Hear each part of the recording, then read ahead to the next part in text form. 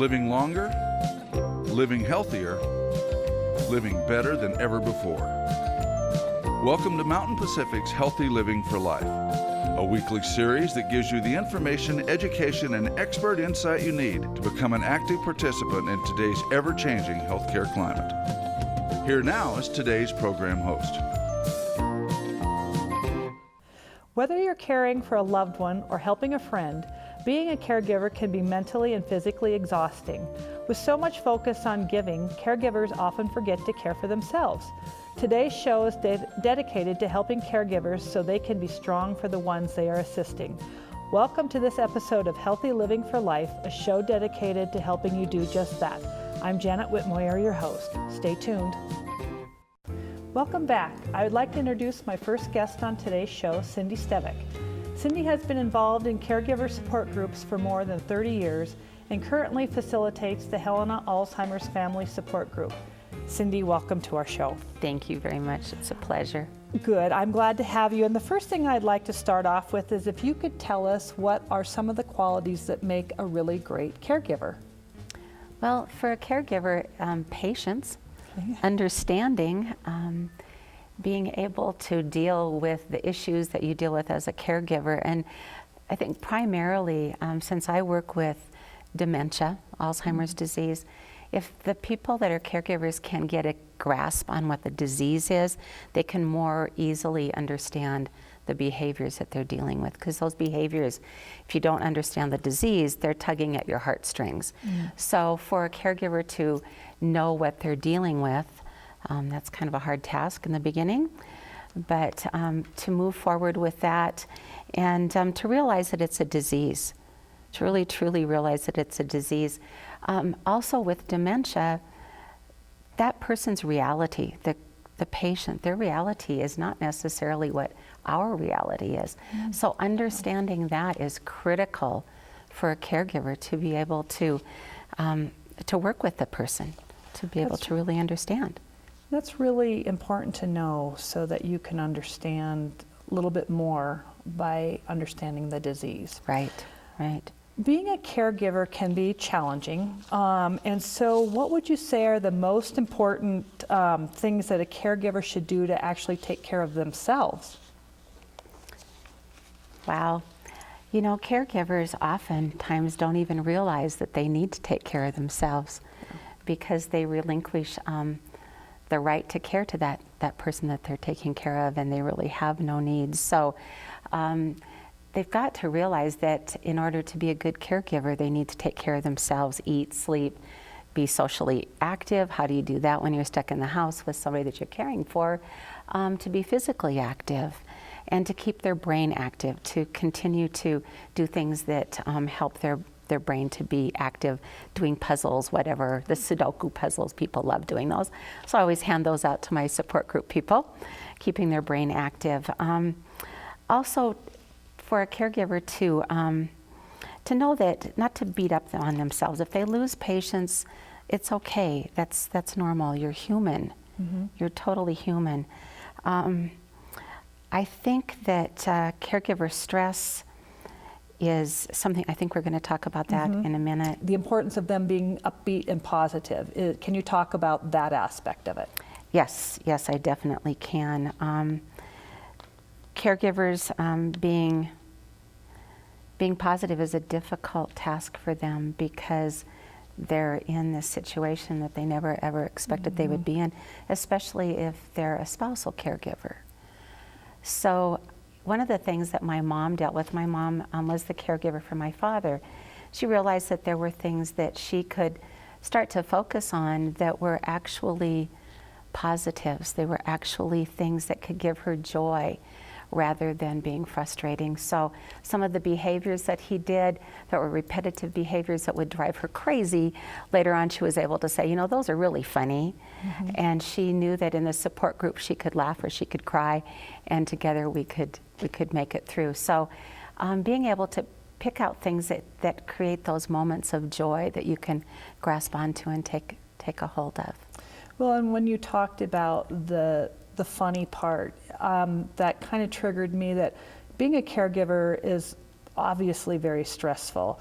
Really Laughter stressful. and humor, I imagine, are pieces that can help relieve that stress. Are there other things that you can tell people that might be able to help a caregiver relieve the stress they're feeling? I always talk to the caregivers in the support group about, number one, identifying where in their body or what in their activity points out that there is stress. I mean, for me, it's that pain between the shoulder blades. For other people, it might be going and raiding the refrigerator all the time. So identifying, number one, where do you feel it in your body?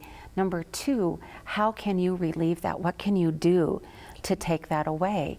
So I have them really focus on what revitalizes their spirit. For some people, it might be playing the piano. Others, it might be going for a walk. Other people, it might be listening to music. So how can we, number one, we're going to listen to music in the home, but what if we can get out of the house? How can we relieve that stress to revitalize our spirit? Because when you can come back to that person that you love, that you're caring for, if you can be refreshed and patient, you're a gift to them. Without being refreshed, that gift is gone. Well, that is perfect information to know. I have one last question for you, Cindy, and I wanted to talk just quickly about support groups. Can you tell us what some things people can learn from after if they actually get engaged in a support group? Right. Excuse me. The support groups teach people a lot of things. I mean, you can go from learning about, how to get an appropriate diagnosis to dealing with urinary incontinence. But in the support group, number one, we learn that it's okay to share what you're dealing with. The people in the support group know what you're going through. They know what, they're the people that really truly understand. What my mom said was most important to her was that she could listen to people talking about issues that they were dealing with, but once Dad started doing those, she knew it was the disease. It wasn't something she was doing. Great information, Cindy. I'd like to thank you for being with us. And stay tuned, we'll learn more tips on how caregivers can take care of themselves right after the break.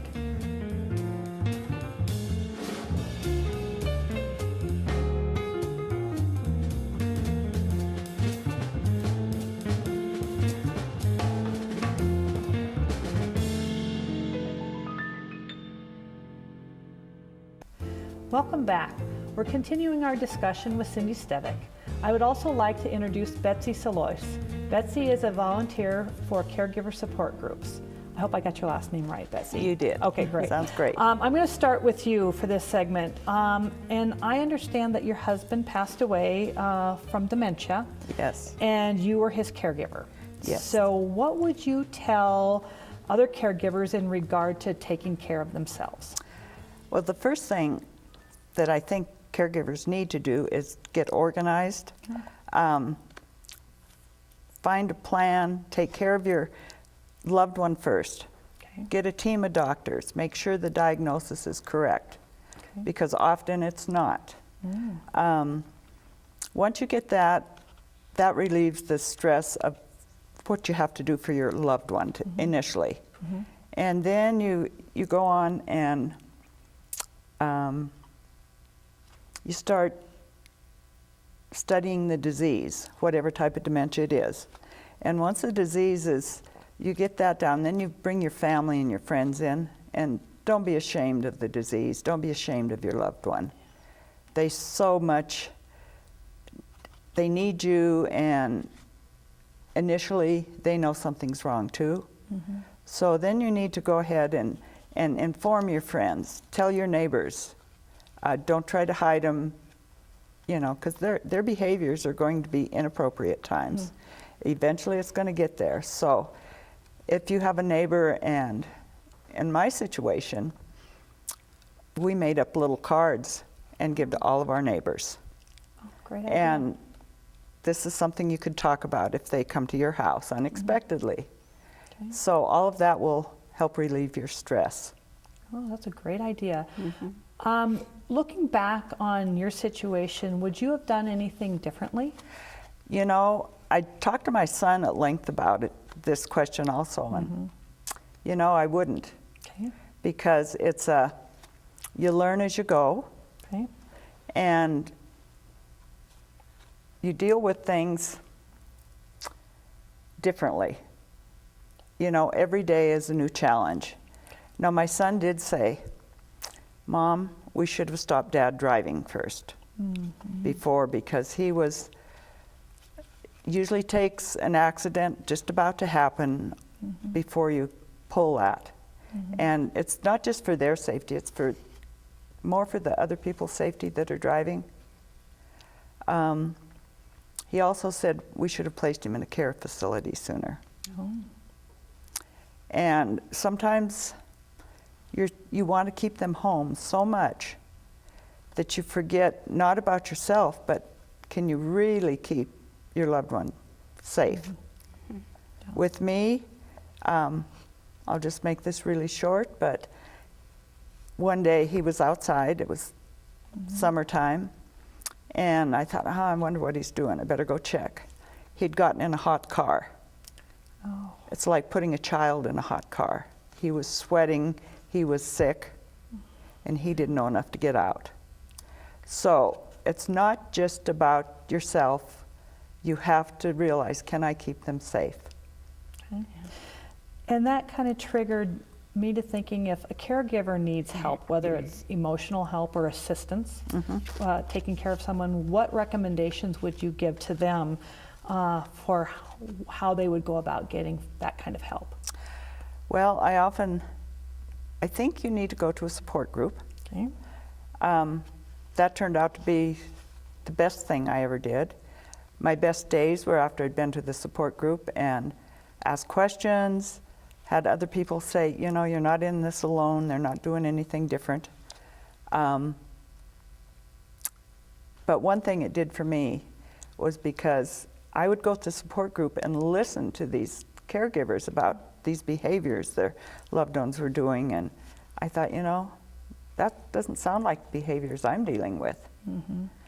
And so I started researching, and I spent hours and hours on the computer, and then I thought, you know, I don't know what he has, but he does not have Alzheimer's. It's another form of dementia, so I found a new doctor, and but it was a result of the support group. So they were the ones that actually helped you identify what his condition was. Well, I probably identified it myself, but they helped me identify that it was not early onset Alzheimer's. Okay. It was a rare form of dementia that comes on people usually in their mid-50s. Right. So bottom line, a support group is a great thing for a caregiver to get involved in. it's the best thing that ever happened to me. Okay. And it's not a one-time shot, because when you first start going, you think, oh, I've got all of these problems. So you just spill yourself. You talk and talk, and they sit there and listen.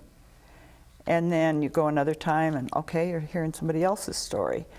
And then someone can give you advice.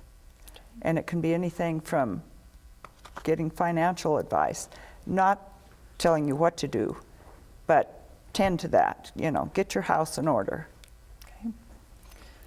Okay, I have one last question that I'd like to ask both of you. I know that once a person passes away, it can be difficult to move on, and we've talked about that a little bit. Would each of you tell me just very quickly what you think it would be, what would be helpful for a person who's going through this, how they would adjust to the new norm of their life? Just maybe one quick tip from both of you.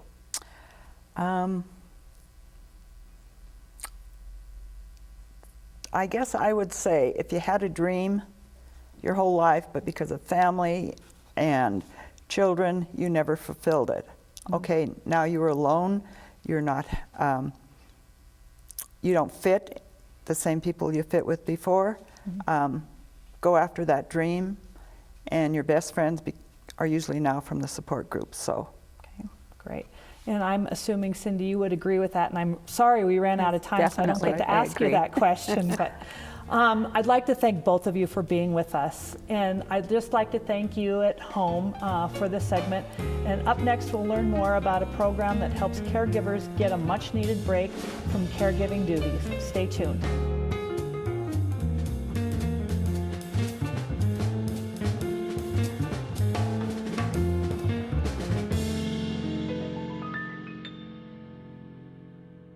Welcome back. Our next guest is Carrie Reidelbaugh from the Montana Lifespan Respite Program. Carrie, welcome to the show. Thank you.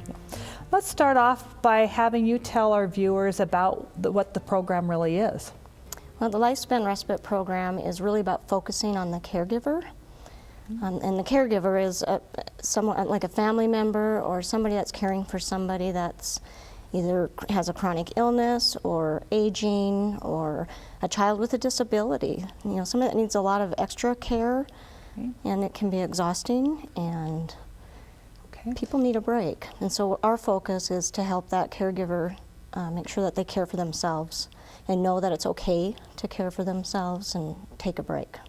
Okay, so is there any criteria for who can apply for the program, or can anybody apply for it? If any caregiver can apply. And a caregiver could actually be a neighbor that lives next door that's watching over somebody. Maybe all their family's moved away, and so they could be feeling kind of trapped if they want to go away and visit their own family for the weekend. Who's going to take care of my neighbor? Because they've just kind of have taken that on. And so anybody in that caregiving role can apply. Okay, so if somebody was interested in applying for it, how would they actually go about doing the application? Well, we have our website, Okay. our Lifespan Respite website, and there's an application on that. You can just go to the page that says Application Voucher Program and Okay, and so it's find an it online application process. yeah, they do have to print it out and send it in, but Okay, They so can if fill it out. pardon me, I'm sorry. they can fill it out on the Online. computer, though. Oh, It's okay. a fillable form. Okay, great. So if somebody is looking for respite care for a loved one, about how much time can they realistically expect to get from the program? Well, that's a good question because it really depends.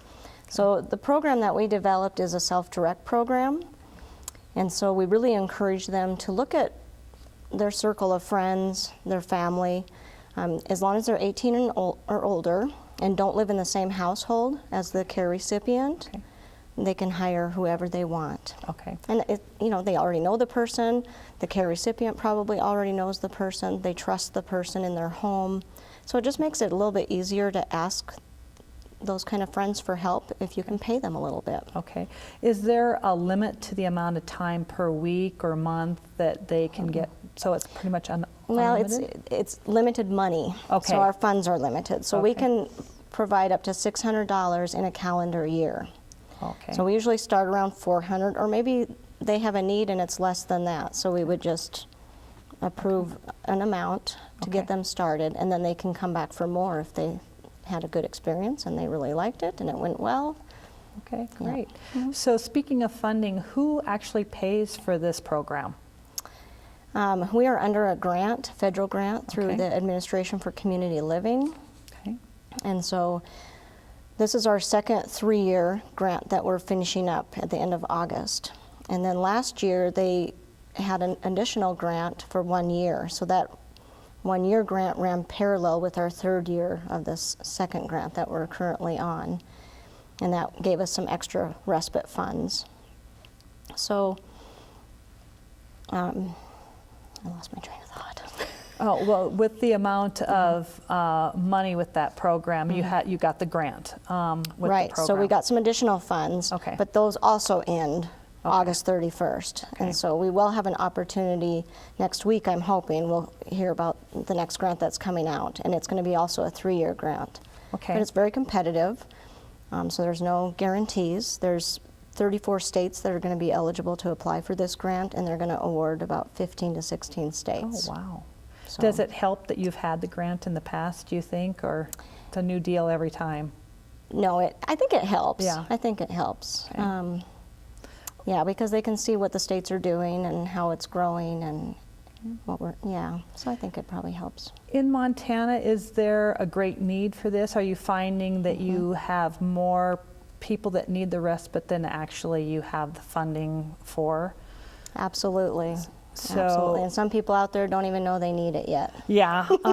So what actually spurred the department into going for this grant? Was it an outcry of people asking for it? Well, I think it's always been a gap in our services. And so back in 2011, I believe the state was approached by ARCH, which is it's our IT support for the grant work that we do. And so I think they were wanting to get Montana back in, because years ago I think we were in a little bit, and then the funding went away and it just wasn't available anymore. And so we had a summit. We had about 75 people that statewide, Okay. providers and some caregivers, and came together to discuss, what are the barriers, what are the challenges for Montana as far as respite goes, and what's available, what programs are available currently that have some respite, and are we interested in applying for this grant? And so the director's office was involved with that, and the Aging Services Bureau. So about how many people do you know are served through the program for the respite services? Well, to date, we actually kicked off our voucher program in July of 2015, and I believe it's 249 that we've served Oh, wow. a voucher to, yeah. That's a great number of people. Okay. And we've been keeping track of the counties that we've served, and so it's a statewide program, and it covers the entire lifespan. So when I was talking earlier about children to adults, I believe our youngest caregiver that we've served is around 22, 23 years old, and our oldest caregiver is 97. Oh, gosh. Yeah, and so for care recipients, they're just a few months old, and our oldest is going to be 104 at the end of the month. So we're hoping he makes it. He's that's been awesome. struggling a little bit, I guess, but great. yeah, it's actually 239 through April. Okay, awesome. Well, thanks, Carrie, for sharing this information. It sounds like a really great program. And I'd also like to thank Cindy and Betsy for coming on the show. Until next week, stay fit, stay well, and stay healthy for life with Healthy Living for Life. See you next week. Healthy Living for Life is brought to you by Mountain Pacific Quality Health.